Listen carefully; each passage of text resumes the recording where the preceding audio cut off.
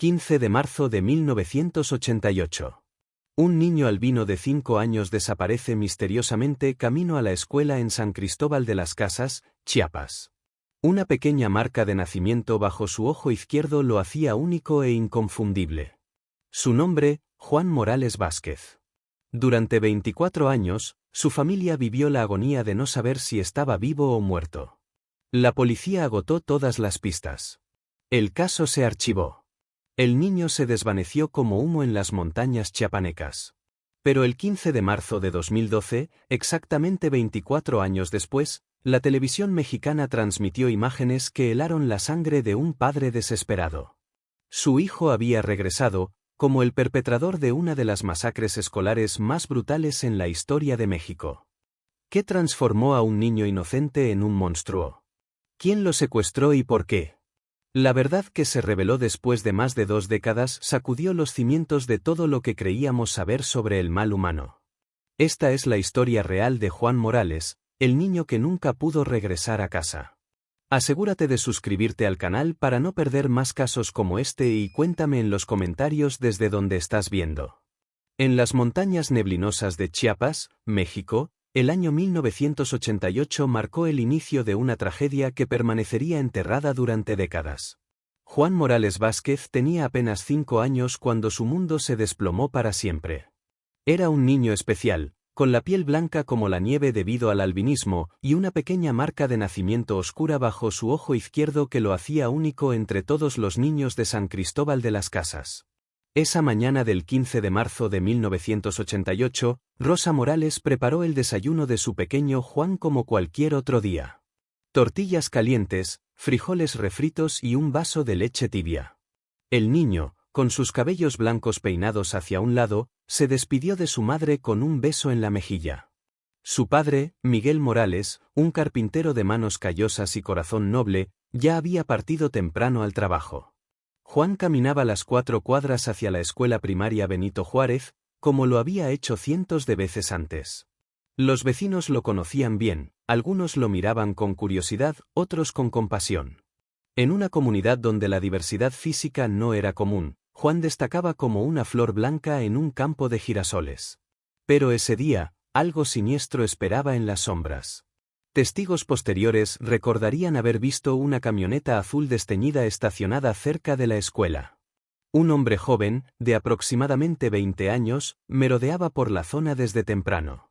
Tenía el cabello negro y una mirada perturbadora que nadie pudo olvidar completamente. A las 7:45 de la mañana, cuando Juan estaba a solo media cuadra de la escuela, desapareció. No hubo gritos, no hubo lucha visible. Simplemente se desvaneció como humo en el aire matutino de Chiapas. Los maestros notaron su ausencia, pero asumieron que estaba enfermo.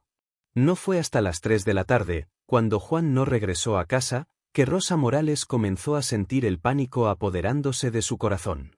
La búsqueda comenzó inmediatamente. Miguel Morales dejó sus herramientas y corrió por las calles gritando el nombre de su hijo. Los vecinos se unieron, formando grupos de búsqueda que recorrieron cada rincón de San Cristóbal de las Casas. La policía local, con recursos limitados pero buenas intenciones, organizó operativos que se extendieron hasta los pueblos cercanos. Durante semanas, el rostro angelical de Juan apareció en carteles por toda la región. Su fotografía, mostrando esos ojos claros y esa marca distintiva, se convirtió en un símbolo de esperanza y desesperación para toda la comunidad. Rosa no comía, no dormía, solo rezaba y esperaba noticias de su pequeño. Los primeros días de investigación revelaron pistas fragmentadas que no llevaban a ninguna parte concreta. La camioneta azul había sido vista por 3 testigos diferentes, pero nadie pudo proporcionar una descripción completa de la placa o del conductor. El hombre misterioso que merodeaba cerca de la escuela parecía haberse desvanecido tan completamente como el propio Juan. El detective Raúl Hernández, un veterano de la policía estatal con 15 años de experiencia, tomó el caso personalmente. Él mismo tenía un hijo de la edad de Juan, y la desesperación en los ojos de Rosa Morales lo conmovía profundamente. Hernández sabía que en casos de secuestro infantil, las primeras 48 horas eran cruciales, y ya habían pasado. Las pistas físicas eran escasas. En el lugar donde Juan fue visto por última vez, los investigadores encontraron una pequeña moneda de 5 centavos y una colilla de cigarro. La moneda estaba limpia, recién caída, pero no había forma de conectarla definitivamente con el secuestro. La colilla fue enviada para análisis, pero en 1988, las técnicas forenses en Chiapas eran limitadas. Hernández organizó interrogatorios extensivos con todos los residentes de la zona. Visitó casa por casa, preguntando por cualquier detalle, por pequeño que fuera. Una anciana llamada Esperanza Gómez recordó haber escuchado el motor de un vehículo acelerando bruscamente alrededor de las 8 de la mañana, pero no le había dado importancia en ese momento. La teoría principal apuntaba hacia un secuestro por parte de extraños, posiblemente con fines de tráfico infantil, un problema creciente en la región fronteriza. Sin embargo, no había demandas de rescate, no había contacto de ningún tipo. Juan simplemente había desaparecido del mundo, llevándose consigo los corazones rotos de sus padres. Semanas se convirtieron en meses. Las pistas se agotaron una por una. Los carteles de búsqueda comenzaron a desvanecerse bajo el sol y la lluvia de Chiapas. La comunidad, aunque solidaria, gradualmente retomó sus rutinas diarias. Pero para Miguel y Rosa Morales, cada día era una eternidad de espera y dolor. El caso de Juan Morales se convirtió en un archivo más en los estantes polvorientos de la estación de policía. Sin evidencia sólida, sin testigos confiables, sin pistas que seguir, la investigación oficialmente se enfrió. Pero un padre nunca se rinde, y Miguel Morales continuaría buscando a su hijo durante los próximos 24 años. Los años pasaron como hojas arrastradas por el viento en las montañas de Chiapas.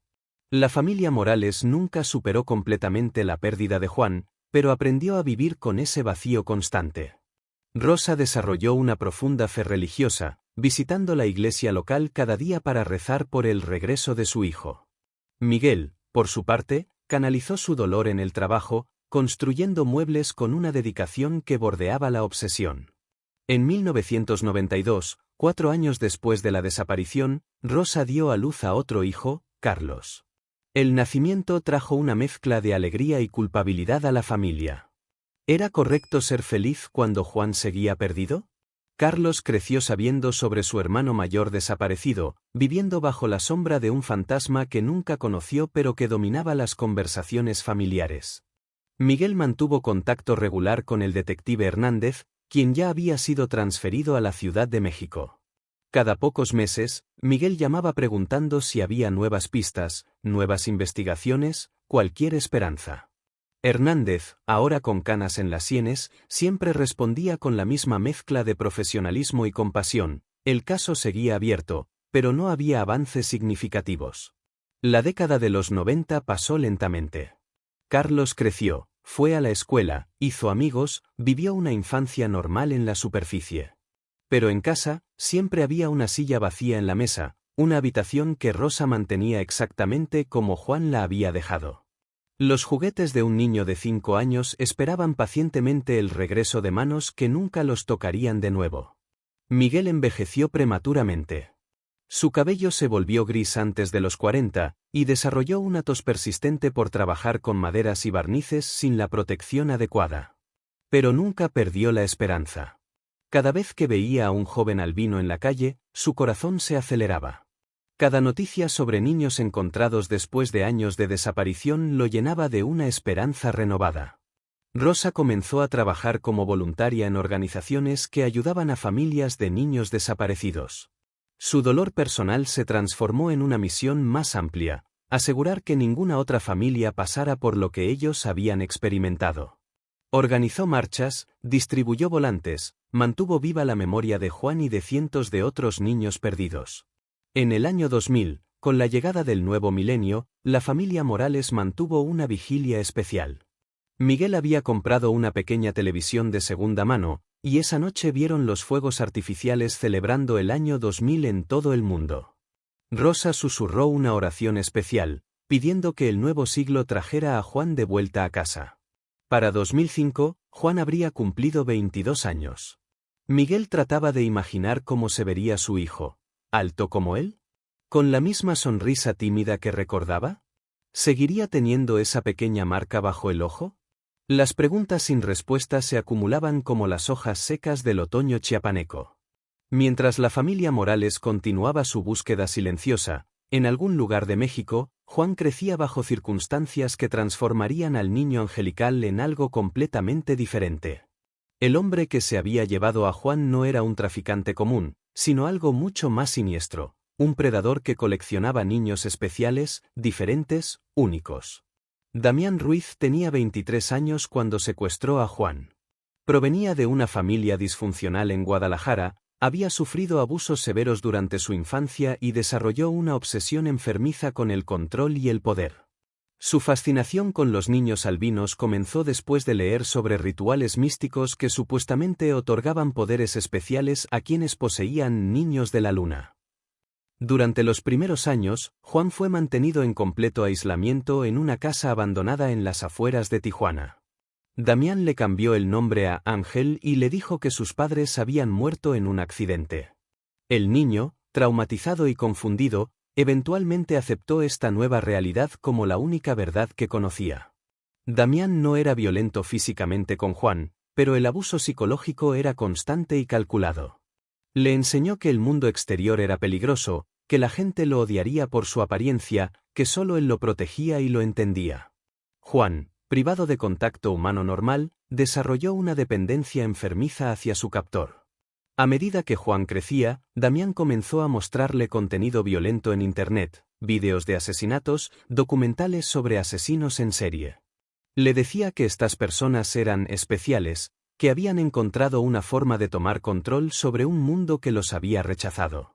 Juan, ya adolescente, comenzó a internalizar estos mensajes retorcidos. En 2005, cuando Juan tenía 22 años, Damián decidió mudarse nuevamente.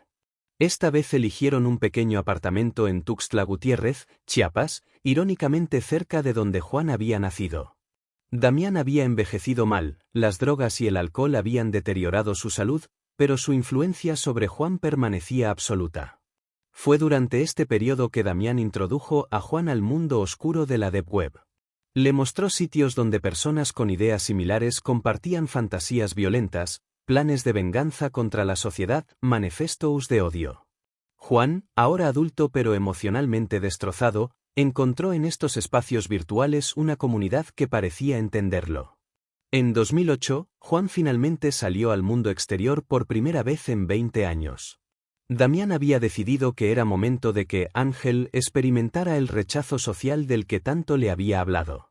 Juan se inscribió en una escuela nocturna para adultos en Tuxtla Gutiérrez, usando documentos falsos que Damián había conseguido años atrás. La reacción fue exactamente como Damián había predicho.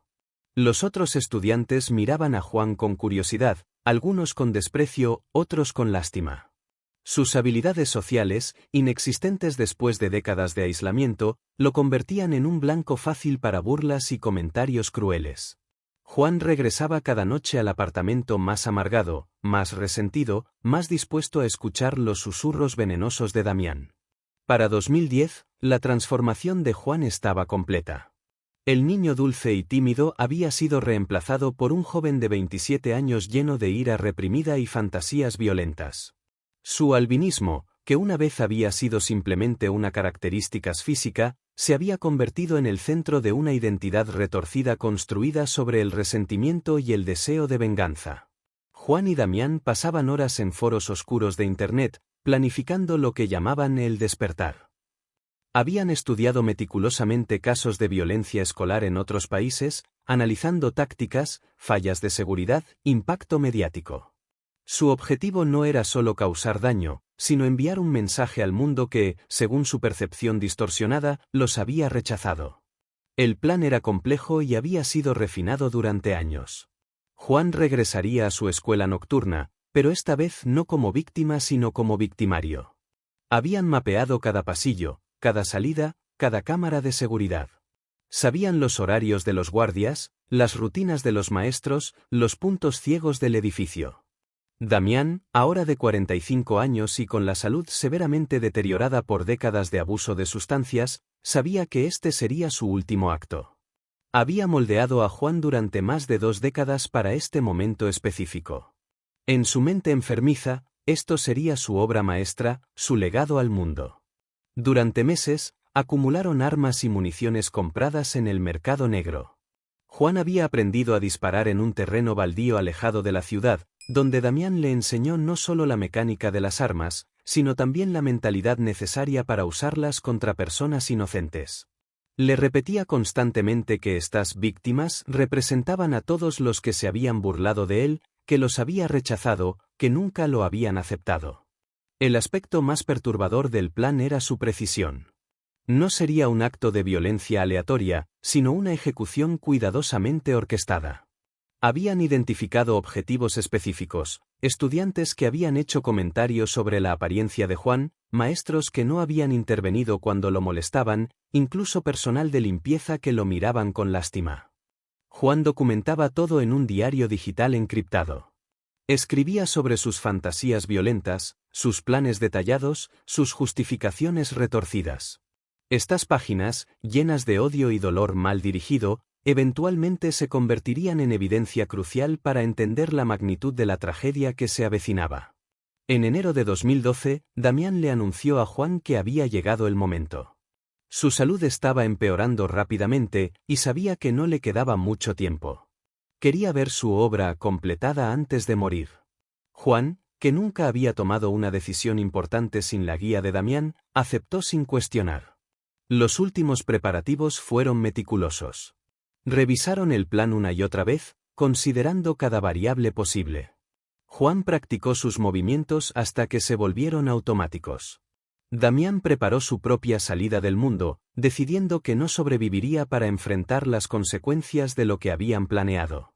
El 15 de marzo de 2012, exactamente 24 años después de que Juan desapareciera de camino a la escuela, ambos hombres se prepararon para ejecutar un plan que destrozaría docenas de vidas y revelaría una verdad que había permanecido enterrada durante más de 2 décadas. La mañana del 15 de marzo de 2012 amaneció gris y húmeda en Tuxtla Gutiérrez. Juan se despertó temprano, como había hecho durante semanas preparándose para este día. Sus manos, generalmente temblorosas por la ansiedad, estaban extrañamente firmes. Damián, en la habitación contigua, tosía violentamente, su cuerpo finalmente sucumbiendo a décadas de abuso. A las 10:30 de la mañana, ambos hombres salieron del apartamento por última vez. Juan llevaba una mochila deportiva negra que contenía 2 pistolas automáticas y suficiente munición para una masacre. Damián portaba una pistola más pequeña, destinada únicamente para él mismo. No intercambiaron muchas palabras durante el trayecto, todo había sido dicho y planeado hasta el último detalle. La Escuela Nocturna Técnica José María Morelos tenía clases matutinas los sábados para estudiantes que trabajaban durante la semana. Juan conocía perfectamente el horario, aproximadamente 180 estudiantes estarían presentes, concentrados principalmente en 3 edificios. La seguridad era mínima los fines de semana, solo un guardia mayor que generalmente dormitaba en la entrada principal. A las 11:15 de la mañana, Juan y Damián llegaron al campus. El guardia, Esteban Morales, sin relación con la familia de Juan, los saludó casualmente. Conocía a Juan como un estudiante callado pero educado. No notó las mochilas pesadas ni la tensión en sus rostros. Esa sería la última interacción normal de sus vidas. Juan se dirigió al edificio B, donde sabía que tendría lugar la clase de matemáticas avanzadas. Damián se posicionó en el patio central, con vista a las principales rutas de escape. A las 11:28 de la mañana, Juan entró al aula 205, donde 23 estudiantes y la profesora Carmen Vidal estaban concentrados en resolver ecuaciones algebraicas. Lo que siguió fueron 47 minutos de terror absoluto que cambiarían para siempre la historia de Tuxtla Gutiérrez. Juan entró al aula, cerró la puerta detrás de él, y sin pronunciar una palabra, comenzó a disparar. Sus primeros objetivos fueron los estudiantes que más claramente recordaba haberse burlado de su apariencia: María González, de 19 años, estudiante de enfermería; Roberto Sánchez, de 22 años, mecánico; Ana Martínez, de 20 años, madre soltera que estudiaba contabilidad. Los gritos comenzaron inmediatamente. Algunos estudiantes trataron de esconderse bajo los pupitres, otros corrieron hacia las ventanas. La profesora Carmen intentó proteger a sus estudiantes, colocándose entre Juan y un grupo de jóvenes aterrorizados. Recibió 3 disparos en el pecho y abdomen, pero sobrevivió lo suficiente para ayudar a varios estudiantes a escapar por la ventana trasera. Juan se movía metódicamente por el aula, ejecutando el plan que había ensayado cientos de veces en su mente. No había emoción en su rostro, solo una concentración fría y calculada. Sus ojos claros, que una vez habían reflejado la inocencia de un niño de 5 años, ahora mostraban el vacío absoluto de un alma completamente rota. Después de vaciar sus armas en el aula 205, Juan se dirigió al pasillo principal. Damián, desde el patio, había comenzado su parte del plan, disparando a cualquier persona que tratara de evacuar el edificio. Entre ambos, crearon un ambiente de pánico total que se extendió por todo el campus. Mientras el horror se desarrollaba en la escuela técnica, a 30 kilómetros de distancia, Miguel Morales estaba en su taller de carpintería preparando el almuerzo. Su rutina de los sábados siempre incluía trabajar hasta mediodía y luego regresar a casa para comer con Rosa y Carlos, ahora de 20 años y estudiante universitario. A las 12:15 del mediodía, Miguel encendió la pequeña televisión que mantenía en el taller para escuchar noticias mientras comía. Lo que vio en la pantalla lo dejó paralizado. Un reportero hablaba nerviosamente sobre un tiroteo en progreso en una escuela de Tuxtla Gutiérrez. Las imágenes aéreas mostraban ambulancias, policías, estudiantes corriendo en pánico. Pero no fueron las imágenes del caos lo que detuvo el corazón de Miguel. Fue cuando la televisión mostró una fotografía del presunto atacante, un hombre joven, de aproximadamente 29 años, con cabello blanco, piel pálida, y una pequeña marca oscura bajo el ojo izquierdo. Los rasgos que Miguel había memorizado y buscado durante 24 años estaban ahí, en pantalla, pero distorsionados por el odio y la violencia. Miguel dejó caer su sándwich. Sus piernas se debilitaron y tuvo que sostenerse del banco de trabajo. El reportero continuaba: el atacante ha sido identificado como Juan Ángel Ruiz, de 29 años, estudiante de la institución. Fuentes policiales confirman que sufría de albinismo y había sido víctima de acoso escolar.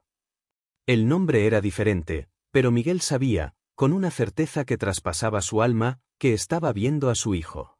El niño dulce que había desaparecido camino a la escuela se había convertido en este monstruo que aparecía en la televisión. Miguel gritó, un sonido gutural de dolor que salió desde lo más profundo de su ser, y se desplomó al suelo del taller. Rosa escuchó el grito desde la casa y corrió hacia el taller. Encontró a Miguel inconsciente en el suelo, con la televisión aún transmitiendo las noticias del tiroteo. Cuando despertó, 20 minutos después, lo primero que hizo fue señalar la pantalla con una mano temblorosa. Es él, Rosa. Es nuestro Juan. Dios mío, ¿qué le hicieron a nuestro niño? Rosa miró la televisión, vio la fotografía del atacante y inmediatamente reconoció los rasgos que había amado y extrañado durante más de 2 décadas. Pero este no era el Juan que recordaba. Este hombre tenía ojos fríos, una expresión endurecida, una presencia que irradiaba violencia. Rosa se negó a aceptar la realidad que se desarrollaba frente a sus ojos. No puede ser él, Miguel. Nuestro Juan era dulce, gentil. Este hombre, este monstruo no puede ser nuestro bebé. Pero en su corazón, Rosa también sabía la verdad. La marca de nacimiento era idéntica, la estructura facial era inconfundible. Su hijo había regresado, pero no como el niño perdido que habían esperado durante décadas. Había regresado como un asesino. Carlos llegó a casa 1 hora después y encontró a sus padres abrazados en el suelo del taller, llorando mientras las noticias continuaban transmitiendo detalles del tiroteo. Cuando entendió lo que había sucedido, el joven se sintió abrumado por una mezcla de emociones que no podía procesar: shock, horror, tristeza, y extrañamente, un alivio perverso de finalmente saber qué había pasado con el hermano que nunca conoció. El tiroteo en la escuela técnica terminó abruptamente a las 12:15 del mediodía cuando las fuerzas especiales finalmente lograron rodear el edificio. Juan había agotado su munición y se encontraba barricado en la biblioteca, rodeado de libros manchados de sangre y cristales rotos de las ventanas. Damián, cumpliendo su parte del plan, se había disparado en la cabeza en el patio central cuando vio aproximarse a la policía. El silencio que siguió a los últimos disparos fue ensordecedor. 13 personas habían muerto, 9 mujeres jóvenes, 4 hombres, todos estudiantes con sueños y familias que los esperaban en casa. 12 más estaban heridos, algunos en estado crítico. Entre los sobrevivientes había testimonios de un atacante que parecía conocer exactamente a quien quería atacar, que había actuado con una precisión fría y calculada. Juan se entregó sin resistencia cuando los oficiales entraron a la biblioteca.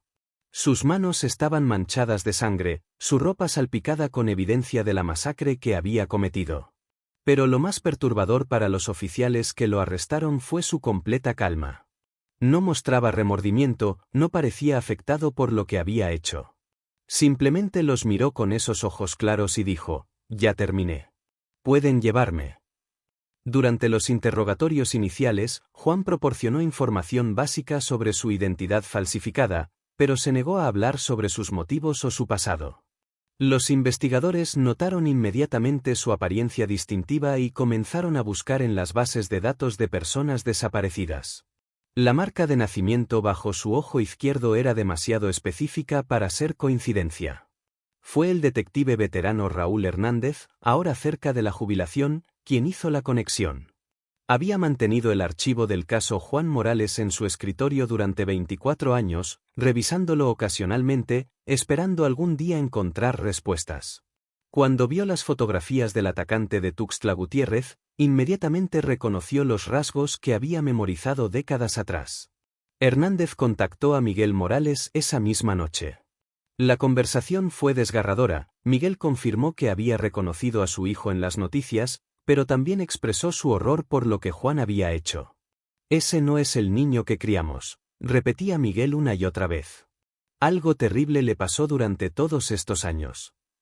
Las pruebas de ADN confirmaron oficialmente lo que todos ya sabían: Juan Ángel Ruiz era Juan Morales Vázquez, el niño que había desaparecido en 1988. La revelación causó una conmoción en los medios nacionales e internacionales. La historia del niño perdido que regresó como asesino capturó la atención del público y planteó preguntas profundas sobre trauma, abandono y la capacidad humana para el mal. Los investigadores comenzaron a reconstruir los 24 años perdidos de Juan. La búsqueda del apartamento donde vivía con Damián reveló evidencia perturbadora: diarios detallados de su planificación, correspondencia en foros de Internet sobre violencia, y más chocante aún, fotografías de Juan a través de los años que documentaban su transformación de niño secuestrado a asesino adulto. Damián Ruiz, identificado como el secuestrador original, había muerto durante el tiroteo, llevándose consigo muchos secretos sobre los años que Juan pasó bajo su control. Pero los investigadores pudieron reconstruir una imagen parcial: décadas de manipulación psicológica, aislamiento social y adoctrinamiento gradual en ideologías violentas. La familia Morales se enfrentó a una realidad imposible: su hijo había regresado, pero como un extraño peligroso que había cometido actos imperdonables. Rosa se negó a visitarlo en prisión, insistiendo en que el hombre encarcelado no era su bebé. Miguel, destrozado entre el amor paternal y el horror por los crímenes de Juan, luchaba con sentimientos de culpa y responsabilidad que lo consumían día y noche. Juan fue condenado a cadena perpetua sin posibilidad de libertad condicional. Fue enviado al Centro de Readaptación Social El Amate en Cintalapa, Chiapas, una prisión de máxima seguridad conocida por albergar a los criminales más peligrosos del estado. Durante sus primeros años de encarcelamiento, Juan mantuvo el mismo comportamiento calculado y frío que había mostrado durante su arresto. Los psicólogos forenses que lo evaluaron diagnosticaron un trastorno antisocial de la personalidad severo, con elementos de trastorno de estrés postraumático complejo debido a décadas de abuso psicológico. Sin embargo, Juan se negó consistentemente a participar en terapia o programas de rehabilitación. Pasaba la mayoría de su tiempo leyendo, haciendo ejercicio y observando silenciosamente a otros prisioneros y guardias.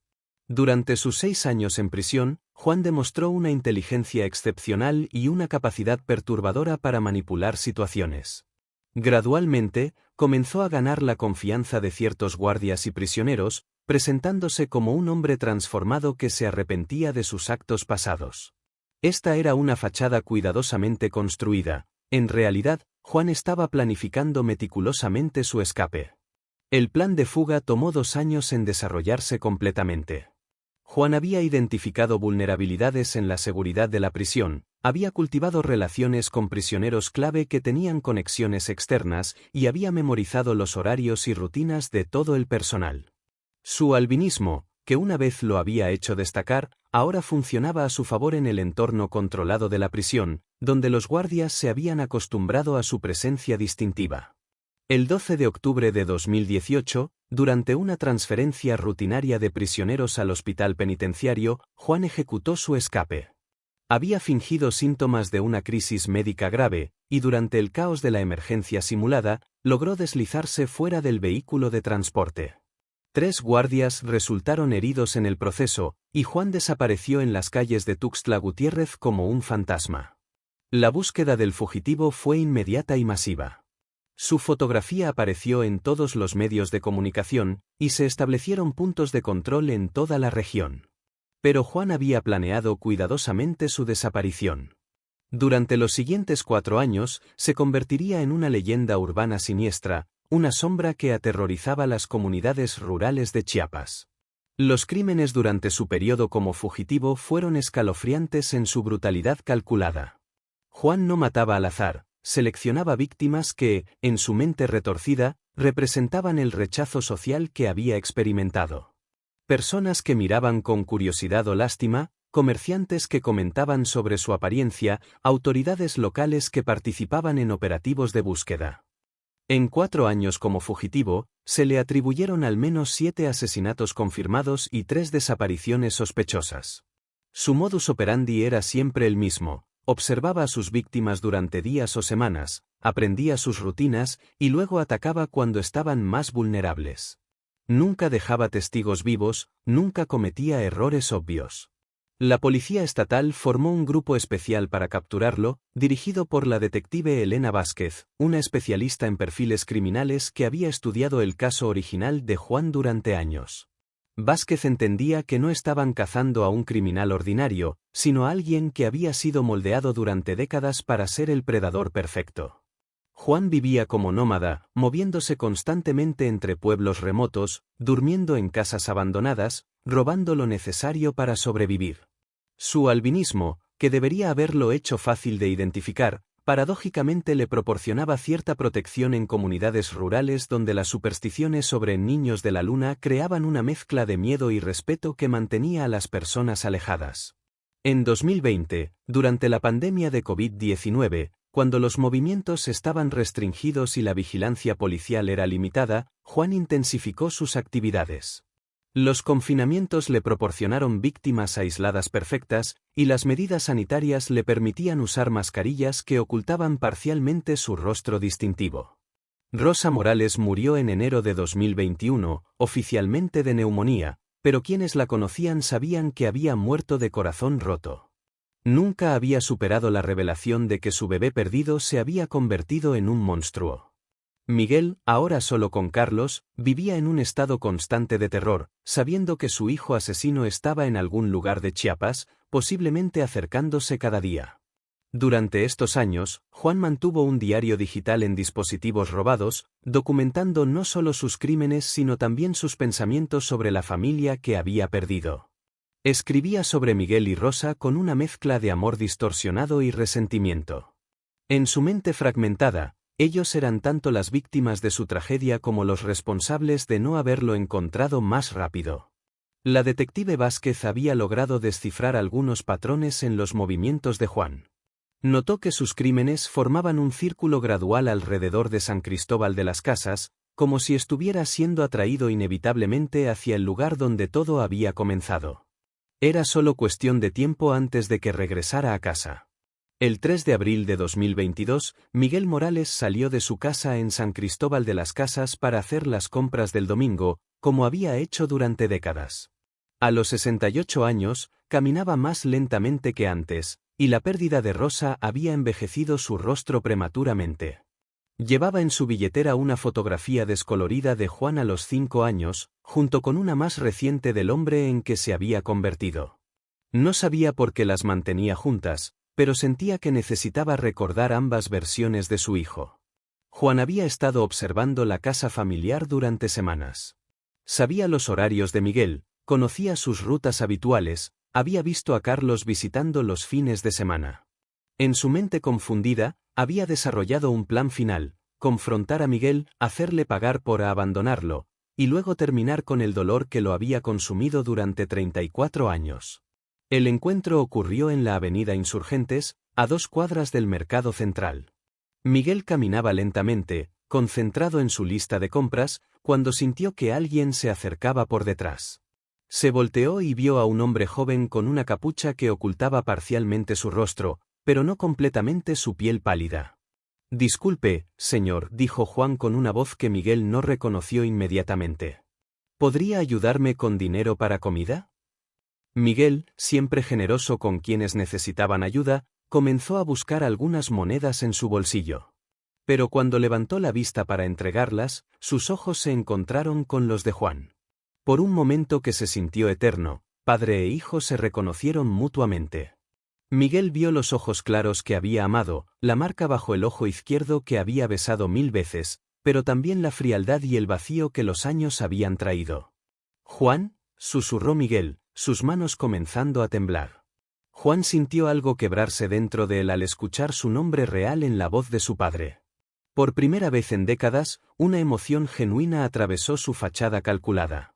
Era una mezcla de amor, odio, dolor y una desesperación tan profunda que amenazaba con consumirlo completamente. «¿Por qué no me encontraste?», preguntó Juan, su voz quebrándose ligeramente.